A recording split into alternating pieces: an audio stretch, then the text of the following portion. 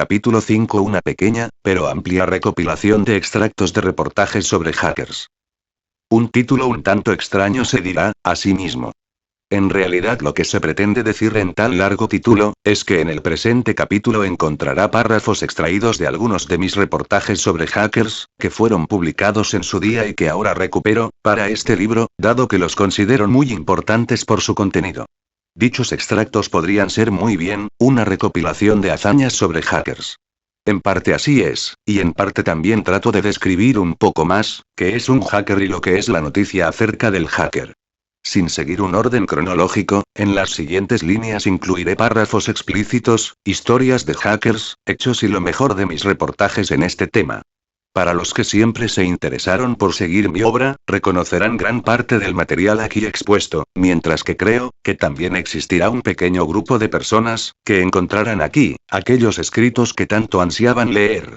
En definitiva, espero que disfrute con el contenido de este capítulo, que más que dar quebraderos de cabeza, para comprender un algoritmo de cifrado o entender el funcionamiento de un virus, os mantendrá en vivo ese espíritu de interés, durante unos momentos, que espero sean muy gratificantes. 5.1. Recopilación primera. Crackers rompedores de la televisión AB1 34 33 D3F5 58 59 Key primaria. Este es el lenguaje que emplean los nuevos crackers en los foros dedicados a SECA y otros sistemas de encriptación digitales. Estos nuevos rompedores de las leyes de la criptografía y de los algoritmos son los dueños de la nueva televisión de pago. En este reportaje conocerá la capacidad de estos genios para hacerse con la tecnología de encriptación. Son las 19:30 de la tarde y 1 a 1, se van cerrando los diferentes canales de una conocida plataforma digital. Es el momento de los cambios de las keys. En el descodificador está insertado la tarjeta Gold Card ejecutando su habitual rutina de desencriptado, pero ya no se puede ver nada en la pantalla del televisor, excepto una negrura total, parece como si de repente hasta el televisor ha dejado de funcionar. Pero no hay que alarmarse, pues todo este proceso es normal excepto para los que poseen una tarjeta auto-updating, ya que hay que reprogramar de nuevo la tarjeta, es decir, hay que aplicar las nuevas keys. Esto no es un problema ya que las nuevas keys están disponibles desde hace un mes y además han sido testeadas hace unas cuantas horas. Todo esto está en internet, en páginas difíciles de memorizar, pero no imposibles, que están ubicadas en servidores donde las nuevas leyes europeas no surten efecto alguno, es decir, Rusia. Ahora el usuario de este tipo de tarjetas deberá introducir los nuevos ficheros en la EEPROM de su tarjeta con la ayuda de un programador económico. Los más avispados actualizan sus tarjetas desde el mando a distancia de su descodificador, sí, desde el mando a distancia, tan sencillo como eso, y 5 minutos más tarde ya pueden ver de nuevo todos los canales de televisión. Las nuevas keys ya han sido introducidas en la tarjeta pirata y todo vuelve a la normalidad. En el otro extremo de Internet, los crackers comienzan la gran tarea de buscar las nuevas keys para el próximo mes. Pero se acaba de anunciar la superencriptación, ¿significa esto que los crackers tienen los días contados? Según ellos la superencriptación es solo un paso más, el espectáculo está servido. 5.2.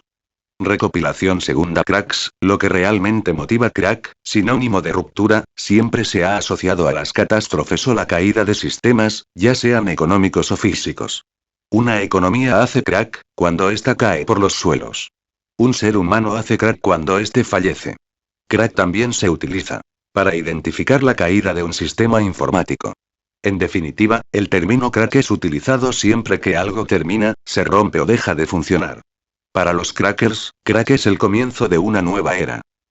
Inusual entradilla esta la de arriba, pero contundente en las descripciones.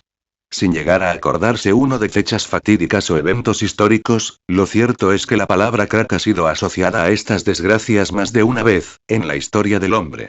Ahora, sin embargo, con la llegada de la informática y el asentamiento de esta, el término crack cobra nuevo sentido o quizás es más conocido por todos los mortales. Directamente ligado a los crackers, el crack es la revelación de sus conocimientos y habilidades. Directamente podríamos decir sin temor a equivocarnos, que el crack es el éxtasis del cracker, su punto de culminación. Para los fabricantes de software y de electrónica, el crack es su peor amenaza, la peor de sus pesadillas.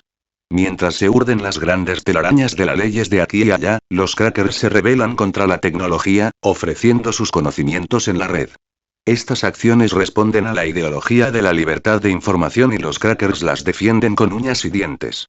Otros, simplemente craquean sistemas por diversión. Otros tantos, hacen cracking al servicio del don dinero o a las órdenes del gobierno. Estas son, pues, las diferentes caras del cracking, la terminología crack y los propios crackers. 5 de febrero de 2001. Un punto de reflexión sobre los cracks. Antes de continuar debemos de conocer perfectamente lo que es un crack y cuándo surgió esta idea. Un crack es la rotura total de un sistema, ya sea de software o hardware. Los que realizan tales cracks, son denominados crackers, y son un eslabón más de los hackers. Si los hackers son capaces de penetrar en los sistemas informáticos, los crackers son capaces de desproteger el mismo sistema informático. El inicio de los cracks no se gesta con el software como se cree. Mucho antes de que conociéramos Windows, aplicaciones de fotografía, editores HTML y un gran número de aplicaciones de software que hoy día conocemos, los cracks ya se habían hecho un hueco en el mundo underground. Pero entonces se denominaban freakers, rompedores de sistemas telefónicos, y ahora simplemente crackers o hardware crackers. La acepción acertada quizás no exista todavía, pero sí se pueden distinguir los diferentes grupos de crackers que existen en la actualidad y que parecen estar divididos en varios grupos. 5 de febrero de 2002. Los cracks de software, programas tan importantes como 3D Studio Max, Photoshop 5.5, TrimViewer 3 o Windows Millennium, corren por Internet completamente desprotegidos, es decir, no se caducan o están registrados de forma fraudulenta. Son los denominados Warez o Apps. Ambas terminologías están siendo utilizadas para definir un software desprotegido y libre de pagos. Simplemente debes de tener un poco de paciencia al descargarlos de Internet, ya que se encuentran completos y por lo tanto estamos hablando de varios megas interminables de descarga. En otras zonas de Internet, encontrarás, sin embargo, pequeños patches que te permitirán desproteger el mismo software, si te encuentras rulando una demo. Estos parcheadores son simples programas ejecutables, cuya única tarea consiste en sustituir unas cuantas líneas de código dentro del ejecutable. Estos últimos son los denominados cracks de software y son los que mejor tienen planteada su supervivencia en la red, ya que son programas pequeños, que pueden ser descargados de forma rápida y además cuentan con un funcionamiento muy sencillo. Tan sencillo como iniciar el programa dentro de la carpeta donde se encuentra la demo y aceptar. Para los crackers, esta es una forma de hacer llegar la tecnología a todo el que la desee probar, al tiempo que se convierte en un reto el desproteger un software cada día más protegido. 5 de febrero de 2003. Un hardware cracker. El hardware cracker nace antes que el propio cracker, es decir, aquel que desprotege sistemas informáticos como software. El hardware cracker comenzó su andadura desprotegiendo sistemas telefónicos y se ganó el acrónimo de freaker, pero a día de hoy, las nuevas tecnologías aportan un nuevo reto para estos genios de la electrónica. La televisión digital, los sistemas de anticopiado de vídeo o las tarjetas inteligentes, son los nuevos pasteles para el cracker. En este caso, el cracker debe tener unos conocimientos muy elevados de electrónica, ya que debe modificar circuitos electrónicos, es decir, hardware. Por ello el acrónimo de hardware cracker. En la actualidad el hardware cracker también está presente en Internet. Si buscas información sobre sistemas de televisión de pago, es fácil encontrar en la red páginas llenas de circuitos electrónicos que te permiten desproteger esos canales de pago. En este caso, aunque también puedes bajarte dicha información a tu ordenador, el realizar el crack implica tener un poco de conocimientos de electrónica por parte del internauta para poner en marcha el mencionado crack. Pero aún así, la nueva sociedad parece estar preparada para ponerlos en práctica con pocas dificultades. 5 de febrero de 2004. Crackers al servicio del gobierno. El crack realizado para los intereses de un gobierno y de un país entero, fue el descubrimiento del funcionamiento de la máquina Enigma. Turing capitaneaba a un grupo de hackers durante la Segunda Guerra Mundial y los alemanes poseían Enigma. Una máquina de cifrado de mensajes imposibles de entender. En la actualidad el panorama no es muy distinto. Después de lo que se denomina la Guerra Fría parece encenderse una nueva guerra caliente, se trata de Echelon y Carnívoro. Ambos, sistemas de espionaje parapetrados por el gobierno más poderoso de este planeta. Echelon consta de una flota de satélites y sistemas de interceptación de ondas electromagnéticas y eléctricas. Detrás de esto, máquinas craqueadoras de claves, capaces de comprobar millones de claves por segundo, pero apenas conocen el texto en claro. Para ello está Carnívoro, un software empleado por el FBI y quién sabe quién más capaz de rastrear todos los mensajes que se cruzan por la red. Eso sí, si le dejan instalar el susodicho Carnívoro en el servidor. Este animal en forma de gran armario repleto de chips y cables, debe de ser instalado conjuntamente con cada servidor de Internet, lo que ha llevado a ciertas incompatibilidades con el hardware de Carnívoro, menos mal. Todo esto demuestra simplemente, que al final algunos buenos crackers se reciclan y prestan sus servicios al gobierno, o quizás es el gobierno quien les obliga a trabajar. Para ellos, la idea final es la misma, crear un ejército de crackers para combatir al enemigo, los crackers. 5.3. Recopilación tercera. Copiando todo, el crack de los CD. Cada año se estiman unas pérdidas de más de 300.000 millones de pesetas en el sector del software, por culpa de las copias piratas de bajo coste que circulan por la red. Por otro lado, estas pérdidas llevan como consecuencia el encarecimiento del producto software para contrarrestar los gastos de desarrollo del producto, pero lo más grave del asunto es que si no se revierten los beneficios del mercado del software, muchos programadores de élite podrían quedarse sin trabajo en breve. Y es que los programadores y la propia creación de nuevo software está en peligro. Con medios no tan elegantes o sofisticados como los que emplean los crackers, para reventar un ejecutable los piratas informáticos son autodidactas que se dedican a duplicar CDs uno tras otro, gracias a la nueva generación de grabadoras de bajo coste. Estos programas duplicados son normalmente versiones que se registran legalmente para obtener el número de serie del producto. Número de serie que será empleado para todas las copias del programa realizado. Sin embargo, la amenaza no viene siempre desde el duplicado de un CD. Los crackers, avezados tozudos de la tecnología, logran siempre descompilar los principales ficheros de un programa y leer así todas las líneas de código de programa. La alteración de algunas de estas líneas permite registrar el programa de evaluación sin mayor coste que el consiguiente gasto de energía en el tiempo empleado en modificar la línea de código adecuada. Estos crackers programan después pequeños programas denominados cracks que se deben ejecutar en el directorio donde se encuentra la extensión exe principal, consiguiendo añadir un patch en tal fichero, modificando así el registro del programa.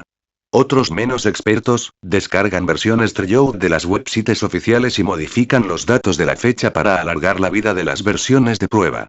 Esta última opción de emplear un software bajo el modo de modificación de fechas quizás es el modo menos perseguido, dado que no se realiza copia del programa sino que se trata de alargar la vida operativa del mismo, hasta que un error lo caduca por completo. Por ello, muchas versiones de evaluación poseen mayores limitaciones que la simple caducidad de la fecha de evaluación, añadiendo por ejemplo un número de usos limitado a 15 o 5 usos. Versiones electrónicas de registro es método que crea ficheros de registro ocultos y que se ubican en la carpeta red como módulos inamovibles también impiden la modificación de fechas, dado que se trata de una subrutina de control de fechas que detecta si esta es retrasada en el tiempo. Ocurrido esto, el programa se bloquea. Sin embargo, no todo es oro lo que reluce, dado que la mayoría de los programas se pueden desproteger si introduces la llave de desbloqueo del producto, algo bastante fácil para un cracker, dado que este crea un nuevo mini programa que obtendrá la clave de desbloqueo a partir de el número de serie del producto. La obtención de este número de desbloqueo viene siempre definido por un tipo de algoritmo fijo. También existen otras muchas formas de proteger un programa o software, como por ejemplo encriptar ficheros DLL que se ubican en la carpeta Windows/System o emplear llaves electrónicas que deben descifrarse en una llave hardware conectada al puerto paralelo como las empleadas por ArtLock. Las denominadas llaves Bistro o de ArtLock son unos pequeños conectores habituados al puerto paralelo de nuestro PC, en el cual lleva integrado un chip ASIC de alta seguridad capaz de generar hasta 43.000 algoritmos de cifrado diferentes. Esta pequeña placa puede ser modificada o controlada mediante software para reprogramarse o recuperar ficheros. Para llevar a cabo estas operaciones se requiere de una placa criptoprogramadora de llaves, la cual nos llega con un único código elegido al azar, esto es, ninguna otra placa criptoprogramadora tendrá la misma llave de acceso.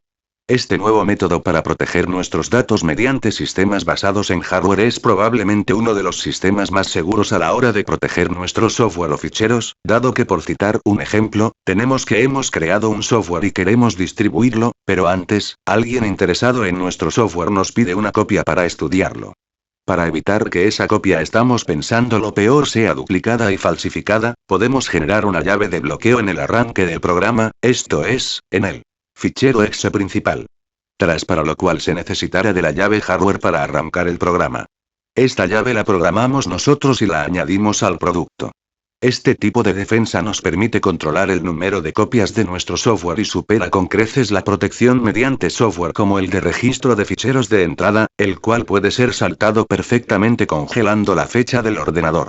La guinda del pastel, la ofrecería la posibilidad de adaptar estas llaves con un segundo algoritmo temporal para muestras de evaluación sin necesidad de llave física, para evitar el falseamiento de esta, algo casi imposible por tratarse de una SIC. Otra de las características que destacan este tipo de protección mediante hardware, es la posibilidad de direccionar el chip en al menos 30 direcciones aleatorias. Esto complica aún más las cosas, dado que el hacker debería, para romper el cifrado, adivinar en qué registro está la llave correcta. Por otro lado, si un hacker logra robarnos un fichero importante de nuestro disco duro, este sería inservible sin la llave física, única y que está en nuestro ordenador, más concretamente en el puerto paralelo de nuestra máquina. Es pues, un sistema altamente seguro de protección de software. Todo lo descrito hasta aquí, sencillamente nos muestra cómo están las cosas en el mundo del software de PC, digamos que es una batida continua por ver quién es más rápido en romper una protección. Sin embargo, el interés principal de la comunidad hacker no está en precisamente romper la fecha de caducidad del programa, más bien el interés está en cómo copiar un CD protegido contra copia. Esto es así, ya que sin ir más lejos, la PlayStation emplea CD como soporte para sus videojuegos. Este mercado tan poderoso y la proliferación de grabadoras para PC, son la combinación perfecta para la comunidad hacker. Así que dejando a un lado los métodos de protección de un ejecutable, pasemos a revelar los mejores cracks de CDS protegidos. 5.4. Recopilación cuarta. El crack de la PlayStation y Dreamcast. En la actualidad ya son muchos, los cracks disponibles para la consola de PlayStation y en definitiva están para eso, para crear un crack en el interior de la consola. Lamentablemente, este es el aspecto de toda esta historia. La historia del crack de PlayStation se inicia cuando Scott Reader de RI Reverse Engineering, Incorporated escribe un código para paliar el problema del código regional. La idea era conseguir que una consola fabricada para el mercado asiático, americano o europeo, fuera capaz de leer un disco fabricado para otra región que no fuera el suyo. La idea funcionó bastante bien. Scott Reader instaló el chip en la consola PlayStation y comprobó que todo marchaba según lo previsto. El efecto secundario fue, que el modchip a la vez que eliminaba la limitación del uso de un juego distribuido en USA por una consola fabricada para Europa, también quitaba la protección anticopia. Esto fue bien recibido por la comunidad hacker, mientras que a Scott Reader le quedaba una espina clavada en el estómago, por lo que parece que no le sentó nada bien el asunto. Prueba de ello es que después Scott Reader escribió un nuevo código el cual, permite el intercambio de juegos entre continentes, pero que restauraba la protección de nuevo. Sin embargo, este no era el fin del crack de PlayStation, ya que la comunidad hacker distaba mucho de mantener el código de Scott Reader. Prueba de ello es que en la actualidad ya existen diferentes y variados códigos reescritos que no restauran precisamente el sistema de protección. Los modchip permiten ahora incluso activar el color de un videojuego fabricado para el mercado NTSC, en el momento que se está reproduciendo en un televisor PAL. Pero para los que no les entusiasma la idea de desmontar su consola y soldar un modchip en su interior, tienen otra alternativa de jugar con los CD destinados a la PlayStation. Se trata de Bleem, un sofisticado emulador del hardware de la consola PlayStation, que corre bajo el modo de software en un simple PC. Este programa nace hace ahora apenas 1 año y medio y ya está causando estragos, incluso en los directivos de Sony que han visto cómo perdían una primera batalla en los tribunales contra los creadores de Bleem. Claro que todo esto es un poco complicado de comprender ahora mismo. De modo que vayamos por pasos. 5 de abril de 2001. Un poco de historia, el principio. Cuando se fabricó la PlayStation y sabiendo que un CD sería fácilmente duplicable en un futuro próximo, se crearon una serie de protecciones con el fin de poner el máximo de trabas al mercado negro. Entre estas protecciones está la de la detección del color del disco, los famosos CDS negros de PlayStation, aunque esta protección no es muy efectiva contra los nuevos CDS verdes o azul oscuro.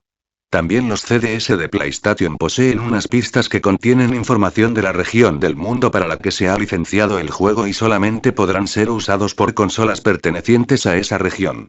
De esta forma un CD comprado en USA o Japón no funcionará en una consola europea. Para colmo, estas pistas están grabadas en el CD con los ETIC/EK0, esto es, cuando una pista se graba en un CD, al final de la pista se escribe una especie de suma de la información que contiene con el fin de detectar y corregir posibles errores, ETIC/EK, pues bien, los ETIC/EK de estas pistas están a cero aunque contienen información. Esto solo se puede hacer con grabadoras especialmente diseñadas para esto. Cualquier grabadora convencional, al escribir estas pistas pondrá automáticamente los ETIC/EK correctos a la información que poseen las pistas.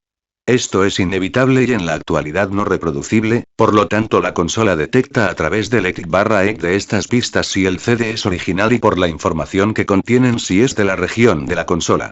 Aquí es donde entra en juego el chip mod. Este chip no se sustituye por uno de la consola, sino que se añade a esta. Este chip se encarga de que cuando insertamos un CD copiado o de otra región en la consola, interceptar la información de las pistas de protección del CD y mandar a la consola la información correcta que ésta espera, como que es un disco original y que la región es la de nuestra consola. Una vez hecha la comprobación, el CD se ejecutará normalmente y no se repetirá esta comprobación hasta que cambiemos de CD o abramos y cerremos la tapa del lector de la consola.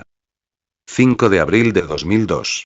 Mod chip, el crack de la PlayStation. Normalmente, el chip empleado es un PIC12C508 de Microchip Technology Incorporated, importado en España por Sagitron. Se trata de un circuito integrado de 8 patillas que a grandes rasgos contiene un microcontrolador de 8 bits que entiende unas 33 instrucciones, una memoria RAM para poder ejecutar el programa y una memoria PROM que lo almacena. Cuando compramos el chip en la tienda, entre 200 y 400 pesetas, la memoria PROM está vacía, por lo tanto el microcontrolador no tendrá instrucciones para ejecutar y el chip será inútil. Para que el chip sea operativo debemos colocar un código con instrucciones en la memoria PROM, para ello debemos emplear un programa y un programador. El mod chip, que es así, como se le conoce en la jerga de la red, puede estar disponible para su instalación en dos modos bien distintos, una vez que se ha programado correctamente. Ambos modos responden a códigos diferentes, así un código implicará el utilizar 4 pines del chip y otro código implicará el utilizar 5 pines. La diferencia más notable de ambos modos, es que la versión de 5 pines utiliza el reloj de sincronismo de la propia consola, mientras que la versión de 4 pines, utiliza el reloj interno del chip.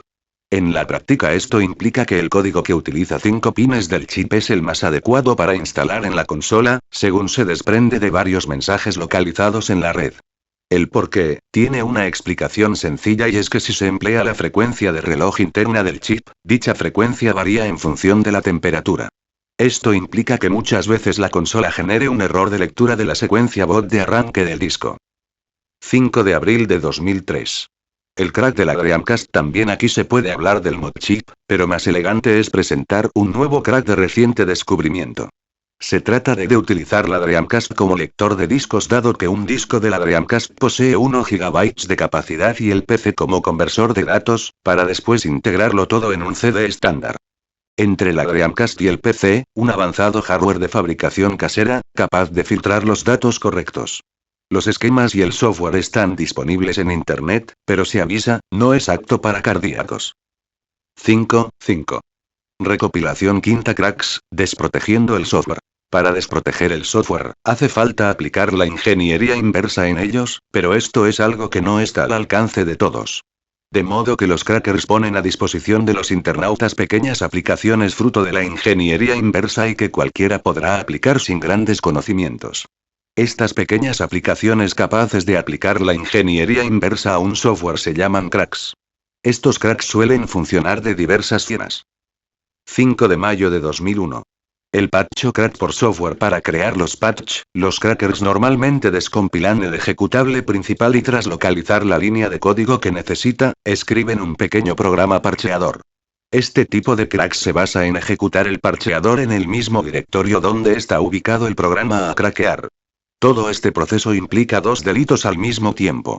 El cracker comete delito cuando hace uso de la ingeniería inversa para parchear la línea de código oportuna y el usuario comete un segundo delito, cuando ejecuta y parchea el programa que requiere licencia.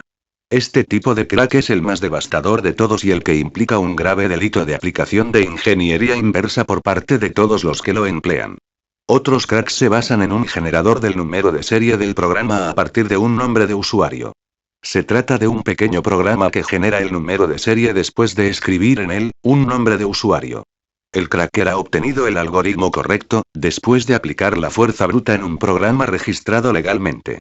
En este sentido se entiende que un cracker puede adquirir legalmente una copia del software a reventar. Estos cracks son menos agresivos y en una primera visión, carecen del empleo de la ingeniería inversa. Finalmente, podemos encontrar el crack del registro. Este crack es muy simple y no suele estar creado por un cracker, sino por cualquiera que utilice un ordenador. Se trata de crear un fichero con extensión ZO, en el cual se escribe el nombre de usuario y el número de registro del programa afectado. Estos datos se obtienen de un programa legalmente registrado, así que esto más bien podría ser una difusión de la licencia, más que un crack. Este acto también está penalizado por la ley. 5 de mayo de 2002. Apps. Básicamente, los apps son programas completos con parcheador incluido, que se pueden descargar desde sitios FTP. Este tipo de sitios están constantemente perseguidos por la USA, por lo que es normal ver cómo desaparecen con cierta facilidad de la red. El delito en este sentido es muy grave, ya que se violan los derechos de autor y se aplica ingeniería inversa si el programa descargado contiene un parcheador. Los apps no responden a perfiles de crackers, ya que un app lo puede colocar en la red cualquier internauta. Se trata simplemente de colgar un archivo en la red. 5 de mayo de 2003. Serials. Los serials son simplemente páginas HTML que contienen todos los números de serie de los programas más conocidos. Esto no es un crack, sino una difusión de datos de alguna manera protegidos. Aquí tampoco interviene un cracker. 5 de mayo de 2004. URLs. Los URLs son idénticos a los apps. Se trata de páginas web, desde donde se pueden descargar programas completos. La única diferencia entre los URLs y los apps está, en que los primeros son programas con registros idénticos en todos ellos.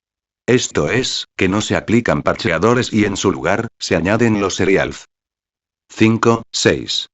Recopilación sexta. Freakers, craqueando el teléfono. Freakers, una extensión más del underground y descendientes directo de los hackers y crackers, pretenden conocer a fondo la tecnología y los entresijos que encierran la telefonía fija o móvil. Altamente penado por la ley, las soluciones que se adoptan para manejar esta tecnología a su antojo, está exquisitamente guardada y los freakers abundan por su reducido grupo de maestros en el arte. Kevin Mitnick, el mayor ejemplo a seguir, ha sido uno de los últimos freakers en dar con sus huesos en la cárcel, por un delito múltiple de craqueo de equipos telefónicos y por el robo de importantes programas de desarrollo de teléfonos móviles, los cuales no se van a citar aquí, pero sí sus heroicidades. Tron, amigo nuestro y miembro del Computer Chaos Club, ya no está entre nosotros para contarnos cómo se hizo con las claves de la telefonía móvil. Una desaparición primero, y una muerte injusta después, han hecho que nuestro amigo nos diga adiós para siempre injustamente. Otros con más suerte como el Capitán Crunch siguen vivos y pueden contarnos sus hazañas. El Capitán Crunch, conocido así por una conocida marca de cereales, fue el primer freaker que se conoce. Sus tácticas, tan curiosas como emplear un silbato que regalaba una marca de cereales, han sido el principio de las famosas cajas de color de las que tantos y tantos usuarios han empleado para llamar gratis por teléfono. Ahora los freakers no se dan a conocer, pero están todavía ahí, y más fuertes que nunca. Burlando las leyes de la física y la tecnología, presentan en sus reducidos eventos sofisticados sistemas informáticos y electrónicos capaz de burlar incluso a los satélites de comunicaciones. Las claves y los secretos en este reportaje. 5 de junio de 2001. Haciendo freaking. Uno de los casos más curiosos está protagonizado por el Capitán Crunch, precursor de este arte de engañar a los teléfonos, cuando por una de las casualidades de la vida, descubrió que mientras hablaba por teléfono con una amiga, este se quedaba en silencio, cuando de forma arbitraria silbaba con un silbato que había obtenido como regalo de los cereales Capitán Crunch, de ahí el nombre de personaje. Hecho esto, observó que la línea enmudecía cada vez que silbaba, lo que motivó en una investigación por parte del Capitán Crunch. Lo que sucedía es que la línea se cortaba, es decir, había emulado el pitido que indica la central de que se ha colgado el teléfono, pero él no lo había colgado, porque estaba hablando todavía, con lo cual la línea estaba abierta y el contador no marcaba los pasos por creer que el usuario había colgado.